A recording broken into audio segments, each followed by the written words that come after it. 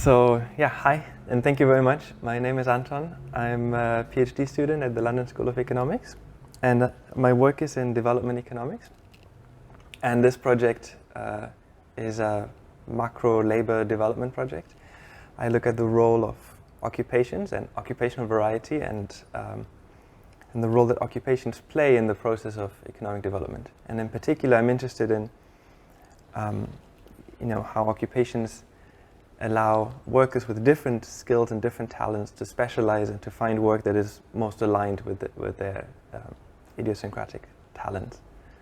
So we see that when we look at census data across a range of countries, that in places with low incomes or low income countries, we see that most workers just do very few different occupations, really just a handful. Whereas in the richer countries or in cities, we see that people typically do a whole range of different occupations. And so that's the question that really triggered this research. I want to understand whether that's just a consequence of economic growth, where people demand different goods and services, and hence there are more occupations to cater to these demands, or whether actually there's a more fundamental link between occupational variety and aggregate productivity. So far, our main result is we do a range of decompositions to show that we believe it seems to be an integral part of structural transformation, this pattern that we document. And then we try to write a structural model to understand how we can think about this interplay between occupations, industries, or variety in goods and services, and economic development.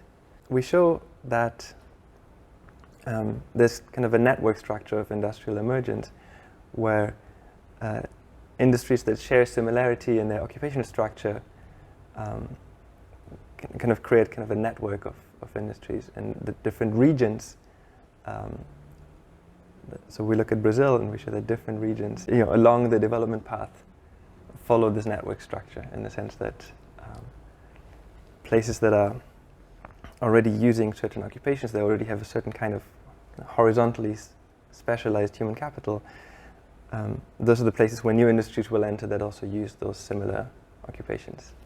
I'm interested in adjacent questions of, first of all, what are occupations, and historically, how do occupations emerge in the historical process of development. I'm also interested in the task content of occupation, how that changes. For example, being a carpenter in a very low-income country, being a carpenter in a high-income country, that might involve very different types of tasks and skills as well. So I'm interested in that change in what is an occupation and how that relates to development. Currently, I'm bracketing that part of the question.